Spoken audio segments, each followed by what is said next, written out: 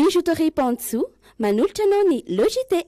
Miam, manolotra anao tsiro vaovao, litchi sy tutti frutti. Miam miam. Manolotra anao ny logité. Tonifiante. 1, 2, 3, Dynamique Malte, bien-être et vitalité. 3000 arrières. Énergie Max alcaline. Énergie tsimbola nandi fanatenananao. Pandresi. Triangle équilatéral. Photomodèle sonalesala. Chambarateko. Nutrivite. Nutrivite. Sarati. Beotrikain. Tintena izy. Rasoir Super Max. Super Max amin'ny rasoir mora indrindra eto an-tanàna. Ariary dimanjafy zay lalovany malama. Telma safidiky numéro 1 malagasy manolotra ho anao.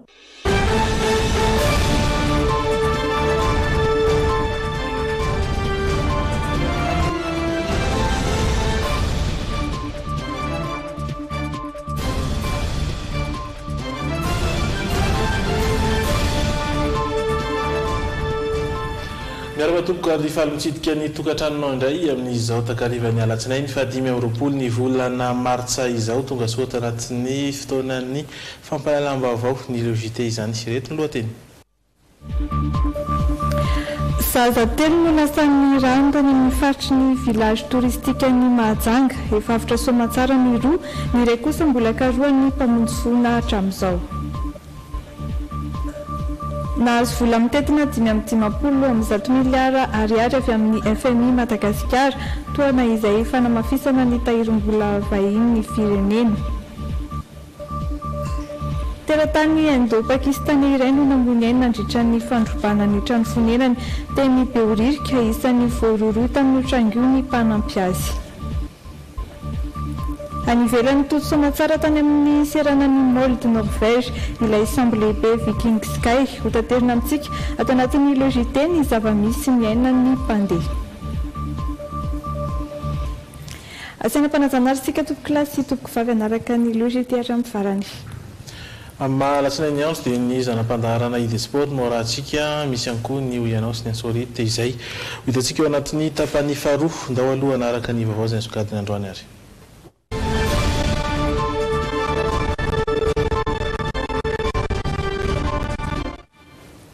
Trangam-piarahamonina niseho tao amin'ny renivohitry Boeny izany hoe tao Mahajanga.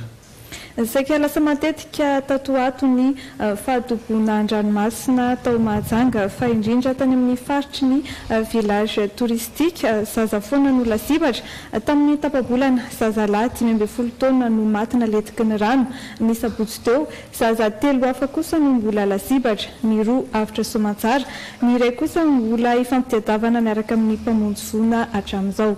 Mitatitra ny zava-misy any an-toerana ny mpanao gazety ny Tremine any Mahajanga. Zazalahy kely miisa telo indray no dobo teto amin'ny village touristique any Mahajanga ny faran'ny herinandro teo. Ny tolakandro ny sabotsy no niseho Trangio, ny roa afatra somatsara ary nentina no tsaboina teny amin'ny hôpital be ny Androvo. Ny iray kosa mbola ifampitadiavana hatramin'izao. Voateo zavatra nahazo anazy satria misy namany zany fa ka aminazy hany mipetraka mahavoky avaratra any. Da aveo zany izy nangala dia izy mandeha ny chèque ety. Da avy ety amin'izay zany izy ny chèque io fa misy telo raha ono fa avitra ny roa sanany Androva da ny zanakay zany ny tena dobo ao taon'ny mpamina io. Samy magnariny 12 taona io. Voana reny zava-misy ny teo anivo ny commune Ambonivohitra Mahajanga avy hatrany dia nandefa ireo mpamonjy vono nanao ny fikarohany. Zay pompe commune moa zao am'izao zay fa eto. Ny zavatra nitranga teto misy araka filazandreo teo misy olo anankitelo dobo teto. De roa efa lasany Androva le izy. Fa ray zany mbola ao anaty rano ao izy zao mbola tadiavinao zany. Zao efa misy police municipale zay apetraka misy le maire aty amin'ny ty sisin-dranomasina aty manakana olona miseka aty. Fa le olona misy zany matetika mafilo le surtout le zaza zany. Sakanana mba tsy varina aty rano ty nefa misy reo mandeha any le police municipale de reo ato miseka ato. dia zany tsy nahitandreo le zaza teo tsy nahitan'le polisy municipale anazy vao tamin'ny herinandro lasa teo no nizazalakely vao 5 taona monjy dobo andranomasina teto amin'ny village touristique any Mahajanga ary efa nisy ny fandrarana nataon'ireo tompon'andraikitra mahakasika ny tsy fahafahana misaika na ny milalao eto amin'izany faritra izany indrisa nefa misy any mini mandika eo lalàna io eto moa dia mampandresady ny avy ao anivon'ny commune ambonivohitra Mahajanga fa manomboka izao mandra-pisiny ny fampafantarana indray ny amin'ny fahafahana misaika sy milalao eto amin'ny titrano ity dia tsy azo atao ny mivezivezy eto andrirana fa miamazo eratrany aloha le rive-doza hajoania raha 580 kilometatra isan'ora ny rivotra nentiny omaly nahatratra 70 kilometatra isan'ora kosa izany androany tahak'izay ihany koa ny tafio-drivotra entiny izay nahatratra 570 kilometatra isan'ora ny maraina teo na eo azany efa izany dia tsy atahorana akasika ny Madagasikara ity rivo-doza ity saingy isy fiantraikany amin'ny toetrandro eto amintsika ihany indrindra fa ny any amin'ny faritra atsimo atsinanan'ny nosy teny ampandrimomby ary nanangona ny vaovao manodidina an'izay Sonia Andrenirina sy Dol Farakotoniaina. Any amin'ny 400 kilometatra atsinanan'ny Toamasina no misy le rivo-doza Joanina amin'izao fotoana ny maraina teo. Mizotra miana atsimo atsinanana ny lalany, mahatratra 12 kilometatra isan'ora ny hafainganam-pandehany, 70 kilometatra isan'ora kosa ny rivotra entiny, ary 570 kilometatra isan'ora kosa ny tafiotra miaraka aminy. Raha ny vinavenan'ireo teknisiana mpamantatra ny toetrandro, dia tsy ahina akasika ny Madagasikara mihitsy ity rivo-doza ity. Na izany nefa dia misy fiantraikany amin'ny toetrandro eto amintsika ihany ny fandalovany. Fa ny fiantraikany amin'ny toetrandrontsika izany dia renforcer kely ny tsiko atsimo atsinanana amin'ny faritra atsinanana Madagasikara izany izy amin'izao. Dia izay mahatonga ny orana amin'ny faritra atsimo atsinanana nosy iny dia izay somary maimana kely indray ny faritra andrefany iny izany amin'ny herinandro ity fa any amin'ny farany herinandro any no vinavinaina vao anorana izany saika manerana nosy ary mafimafy izany. Ankoatra ny any amin'ny faritra atsimo atsinanana dia isany ahitana rotsakorany ihany koa tamin'ny ity androany ity ny tao atsinanana ary Vatovavitovinany. Raha mahakasika ny maripana-kosindray dia nahitana fienany ny maripana farany ambany, manodidina ny 40 degré C manko amin'izao fotoana ny maripana ambany indrindra, saingy mety hiakatra kely anefa io ato anatin'ny andro vitsy raha ny tomban'ireo mpamantatra ny mety ho toetry ny andro hatrany. Fahatsevitsika tamin'ny fiandohan'ny taona ny fiotsahan'ny Vatobe teny ampamarinana izay namoizana ain'olona maro misy ihany koa ireo traboina tamin'izany misa 70 izy ireo ny mponina avy eny amin'ny ampamarinana izay traboina mipetraka eny amin'ny village voara Andotapenaka. Iray amin'ireo mponina traboina ireo ny ramatoa lehibe iray izay nindao sy ny fahafatesana ny alarobia teo. Ny fahanterana no antony nahafaty an'io ramatoa be io fa tsy aretina akory raha ny fanazavana azo avy amin'ny lefitry ny lehibe ny fokotanina ampamarinana. Mitatitra ny vaovao Tomonda Randrenarivo sy Sorandretsalama. 70 taona ilay ramatoa be namoiny ainy teny amin'ny village voara. Mponina teny ampamarinana izy no nifindra nipetraka teny Andotapenaka. Taoriny ny fiotsahany tany teny amin'ny tanàna nonenany. Tsy arety mifindra teny amin'ny village voara Andotapenaka na tany niotsaka teny ampamarinana no nahafaty azy fa noho ny fahanterana raraka ny fanazavana avy amin'ny lefitry ny filoha-pokotanina ampamarinana. Somary efa taizana retina zany le ray aman-dreny io satria efa mananiky ny 70 taona mahery izy dia ohatrany efa tapaka lalan-drà koa izy dia narary an-doha dia netiny zareo tany amin'ny hôpitaly lotériana tany dia namoiny aina izy rehefa tonga tany tamin'ny larobia izy nentina tany amin'ny hôpitaly dia ny arivan'iny izy maty dia tsy maintsy naverina taty amin'ny village voara moa ny razana satria tao izy mipetraka trabona tao izy dia tao ny fianakaviana no nandray anazy sy olona trabona niaraka tamin'ny tao karakara azy tao. Raha ny mikasika ireo mponina avy ao ampamarinana indray misy ny mitady trano hafa ahofa ka tsy mipetraka eny amin'ny village voara intsony. Ao ihany koa ireo misafidy ny Janeny tanàna Olo amin'izao ny eny ampamarinana. Tsy misy miverina teny intsony ny mponina na ireo miaramila aza tsy niakatra teny intsony na nadio ireo vato atahorana mbola hiotsaka. Iray volana taty aoriana nahafatesan'olona 4 teny ampamarinana tsy mbola nahitana vato na tany niotsaka hatreto. tsy ahivina famponina avy amin'ny fokontany tsy mialonjavy sy ampamarinana ary ankady lalana no mipetraka eny amin'ny village foarantota-penaka. Misy amin'ny mponina eny no mitaraina fa misy mikasa ny amiratoeran'izy ireo amin'ny volana aprily, saingy mbola tsy fantatra mazava ny fahamarinan'izany hatreto. Mbola jery ny trangam-piarahamonina ny vaovao momba ny fanatanjahantena ny sainam-pirenena isika ao aorian'ny reto dokam-barotra ireto.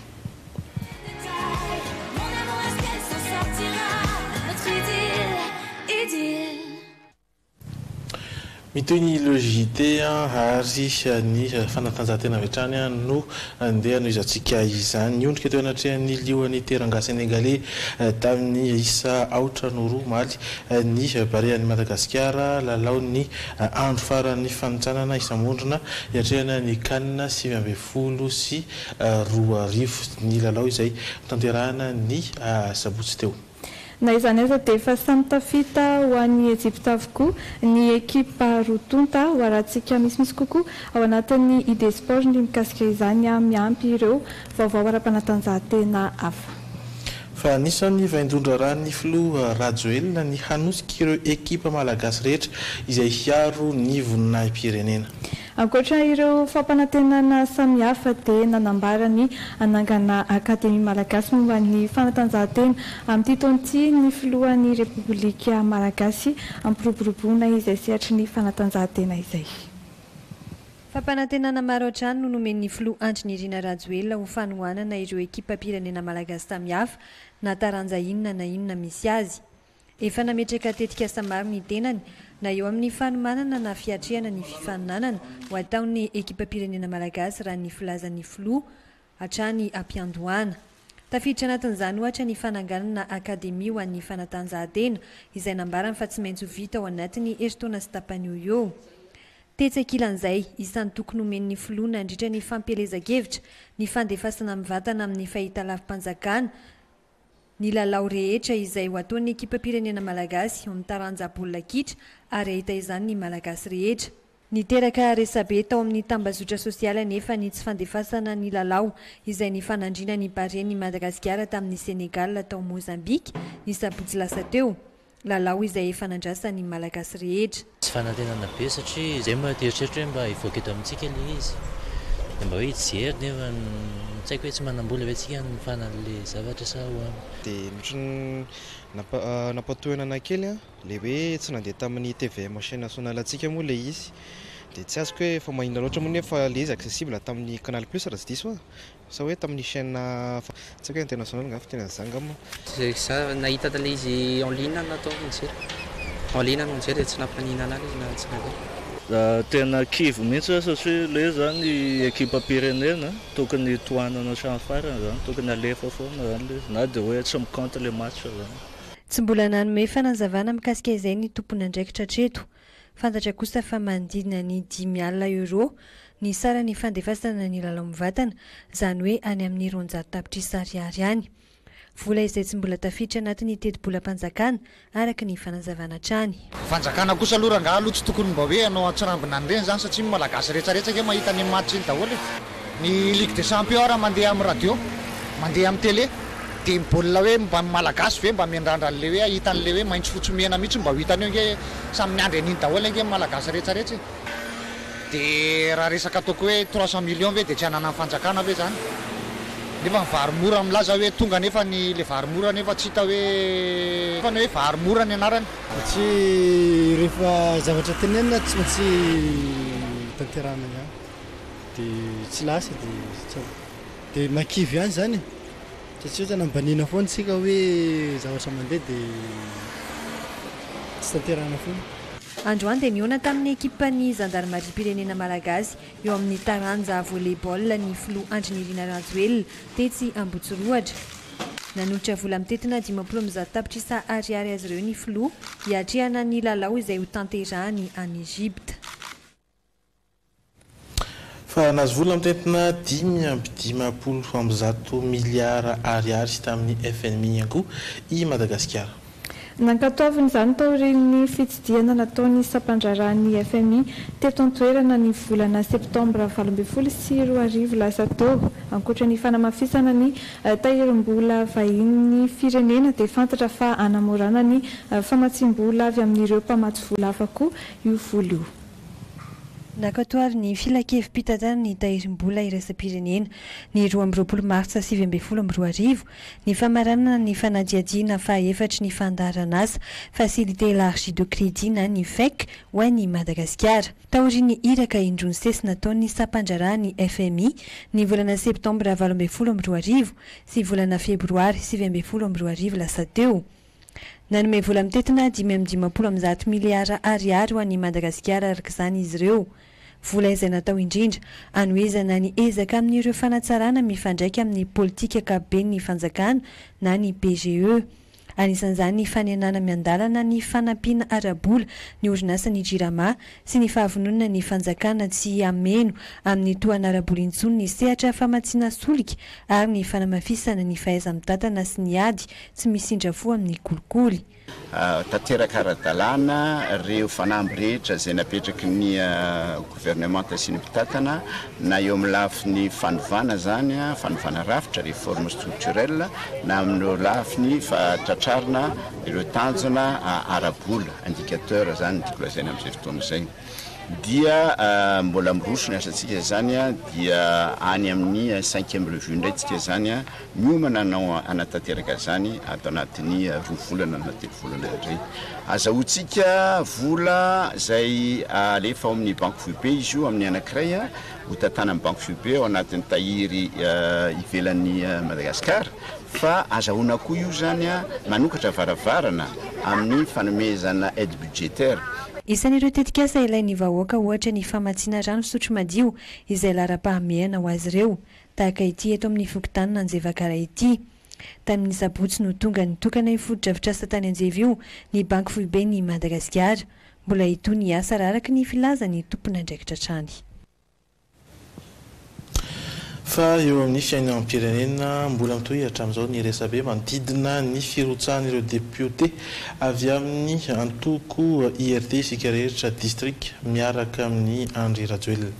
Taorian'ny fanehoan-kevitra nataon'ireo mpanao politika maro milaza ny tsy mahara-dalàna ny fampiasana ny anaran'ny filohan'ny repoblika amin'ny tanjona politika tahaka izany nanambarany talen'ny kabinetra ny HCC fa mbola tsy naharay taratasy fitoriana momba ny antoko IRT ka tsy afaka ny anio hevitra. Etsekelan'izay anefa dia manana ny fomba fahitany mikasika izay ihany koa ny mpahalalana Imbikerilaza izay tafaresaka tamin'ny Sonia Andrinirina sy Dolphe Rakotoniaina. Tsy tokony afangaro amin'ilay lalàna 2024 tsipika 420 izay mifeny antoko politika ilay 2020 ao amin'ny lalam-panorenana hoy ny mpahalalana Imbikerilaza.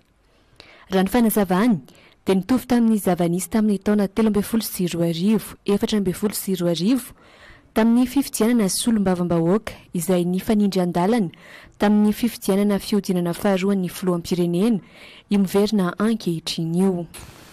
Tiako marina ihany koa zany fa raha milafiny ataontsika hoe jurisprudence électorale dia hitantsika fa tamin'ny taona 2024 sy 2024 zany dia efa anisan'izay fitoriana izay tao nivon'ny fitsarana avy mola lampanorenana rehefa nandeha zany firotsaha-pifidiana ny candidat filoham-pirenena tamin'izay ary nanaraka avy eo moa zany ny candidat irotsaka ho fidianana solombavam-bahoaka izay natambatra tamin'ny fiodinana faharoa amin'ny fifidianana filoham-pirenena dia mazava zany atsotsika hoe jurisprudence constitutionnelle tamin'izay fa azo niraisina soamantsara zany ilay firotsaha-pifidiana na ho an'ilay candidat filoham-pirenena na ho an'ireo candidat ho solombavam-bahoaka.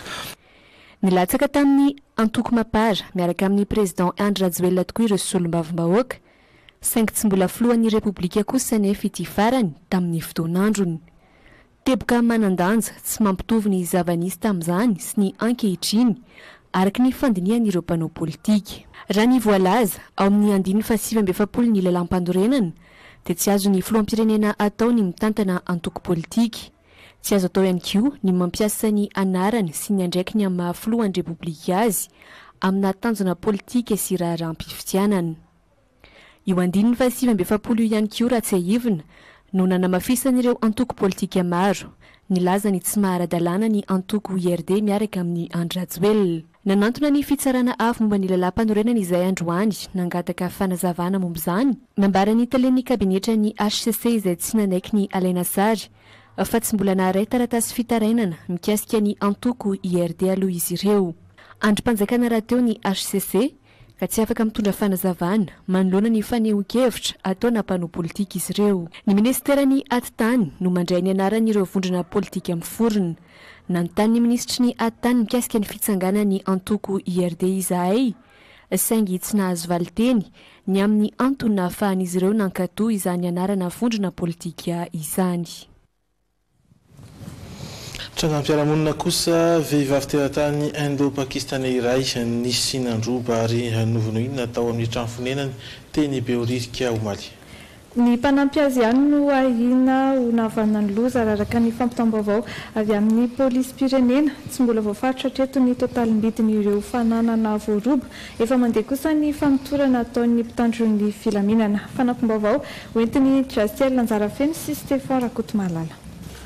Maty tsy tradrano ilay teratany indo-pakistanais vavy iray nisy namono monina etsy Beoririka Omaly tolakandro tokony ho tamin'ny 2 ora teo ny trangamy famonoana ity tompoko vavy ity raha ny filazan'ireo mponina manodidina ny mpanampy azy ihany no napiditra olona roa tao an-trano izay ahina ho navanona ny loza raha ny fampitambavao avy amin'ny polisy pirenena nofatorana ilay ramatoa lehibe 7 taona ary tao anaty baignoire atao amin'ny trano fidiovana ny namonoana azy vahiny tonga hitady azy no natsikaritra fihetsika hafahafa tamin'ilay mpanampy rehefa nampiandrasana nandritry ny fotoana maharitra mbola ao amin'ny trano fidiovana ilay ramatoa hoy ilay mpanampy poto izay lasa mivoaka izy tsy naharitra ireo olona niandry azy teo nandritry ny fotoana maharitra ka nitsirika azy akory ny agagana fa razany efa tsy mihetsika no hita tao nampandremy manam-pahefana avy hatrany izy ireo taoriana izay fantatra nandritry ny fanadihadiana nataon'ny polisy tonga teny an-toerana fa nandroba mifananan'ireo olon-dratsy vao namono ity tompoko vavy ity tsy mbola voafaritra hatreto ny teti-bidy mifananana voaroba tamin'izany tonga tetỳ atoerana izay anao fanadihadiana androany saingy tsy nisy olona nentina indray no nitahotra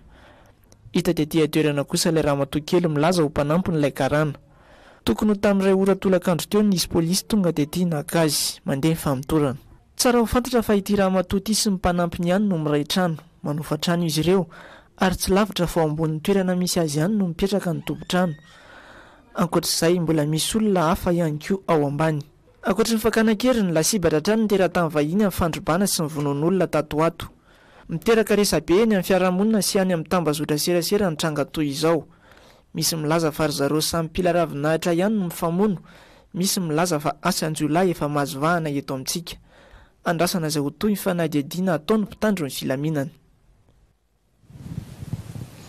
tany kongo kosa lehilahy iray 7 taona no maty nihara ny fitsaram-bahoaka voaroroa tamina raharaha famonoana vehivavy iray tany an-toerana nitranga ny 2 martsa 2024 io lehilahy io nitsoaka nandritra ny fisavana natao tao an-tranony izy ary ny fanenjehan'ny fokon'olona ka nokapain'izy ireo tamin'ny antso maranitra avy hatrany no nitratrany niezaka nanao ny asany tamin'ny fiarovana ny ainy tovolahy io ny mpitandron'ny filaminana saingy tsy nahasakana ireo fokon'olona no ny apetsaka izy ireo olona roa ny voasambotra tao aorian'izay mbola nanao amboletra aka ireo ny fokon'olona tao aorian'ny fisamborana saingy tsy tanteraka izany rehefa nisy ny fifampiresahana niakatra fitsarana androany ireo olona voaroa tamin'io fitsaram-bahoaka io andrasana izay mbola toy ny raharaha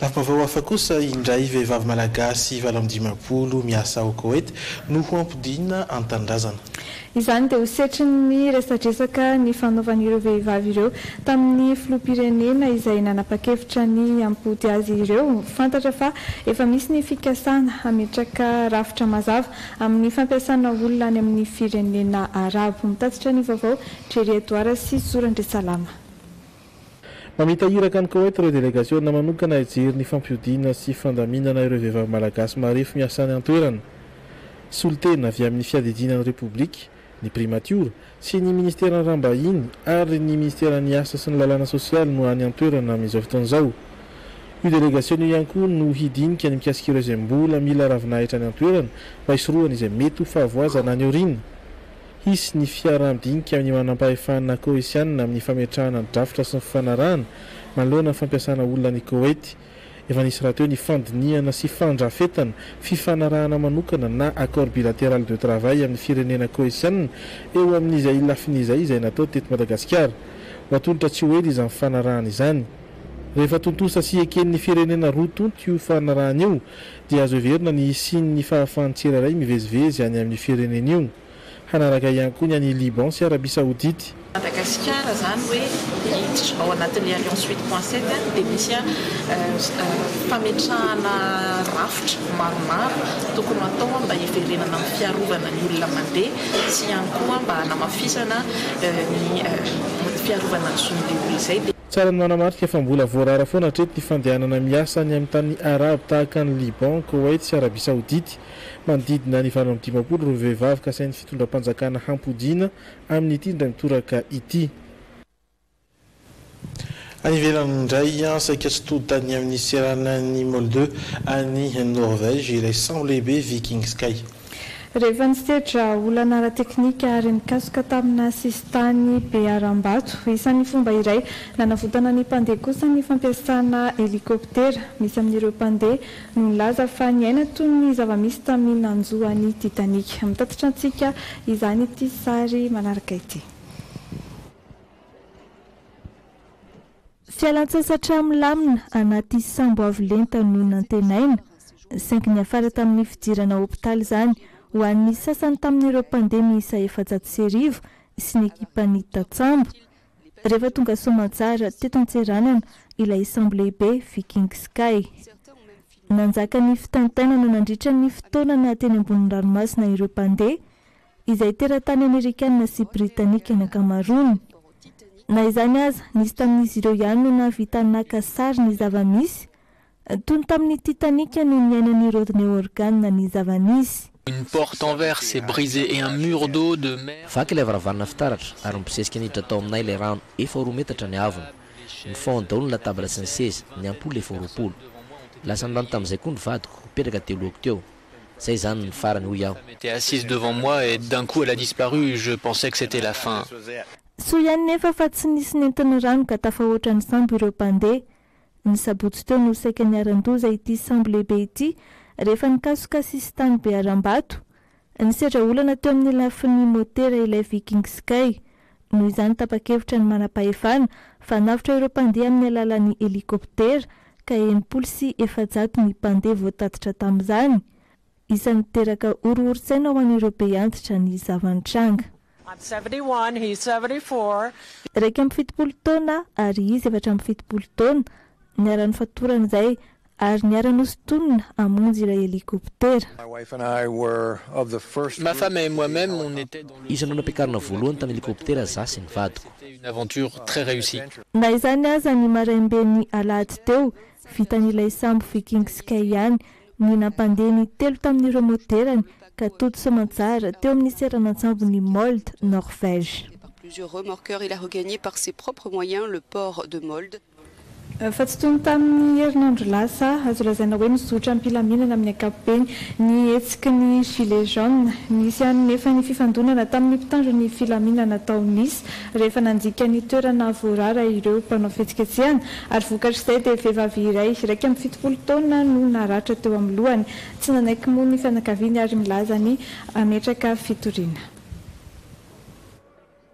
Tsisy fihoaram-pefy araka ny heverany maro azy ny fihetsiketsehana vandiany fa 7 nataon'ireo gilet jaune teto Frantsa. Azo lazaina hoe nizotra ampilaminana amin'ny ankapobeny ny hetsika an-dalambe no tanteran'izy ireo ny sabotsy teo. Mahery ny 4 alina teo ny nandray anjara tamin'izany ka ny 5 amin'izay no tao Paris renivohitra araka ny taremarika navoaka ny ministera ny aty tany any an-toerana.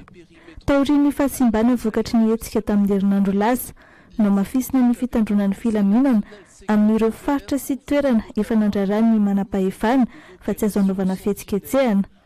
Nisy ihany nefa ny saika andika izany toy ny tao Nice ka raikitra ny fifandonana teo amin'ny polisy ny mpanao fihetsiketsehana.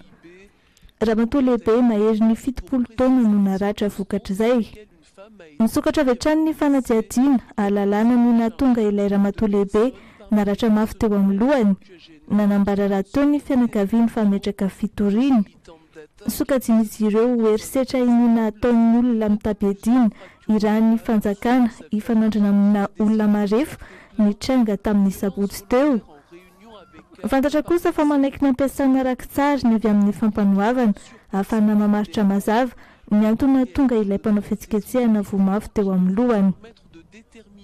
Ankilan'izay, nisy tamin'ny polisy ihany koa no nanana olana ara-pahasalamana teo amin'ny fo nandritra ny hetsika tao Paris ary ahina mafy ny fahasalamana raha nitatitry ny préfecture ny polisy. Midi, l'homme se trouverait dans un état très sérieux.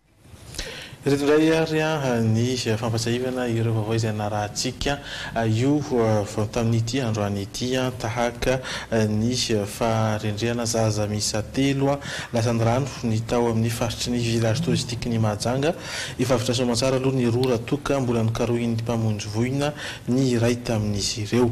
Fantatra ihany koa fa nahazo vola mitentina 5.1 miliara ariary avy amin'ny FMI Madagasikara toana izay fanamafisana ny tahirim-bola vahiny ny firenena.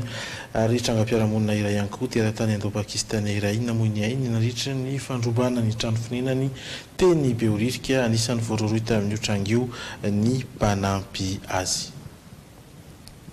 Hoatsidika amintsika kosa ary izao ny zanam-pandaharana miandry antsika rehefa avy eo ankoatra ny vaovaoan'ny atletisme dia ho hitantsika ao anatin'ny ID Sport ihany koa ny akon'ny lalao ny fanandrina ny Senegal sy ny Barea ny Madagasikara. Iompana amin'ny resaka dokam-barotra ny fanontaniana apetraka ao anatin'ny Oyanao any androany ary amin'ny hafakely no ahita elefanta atleta sy elefanta manao baolina kitra isika.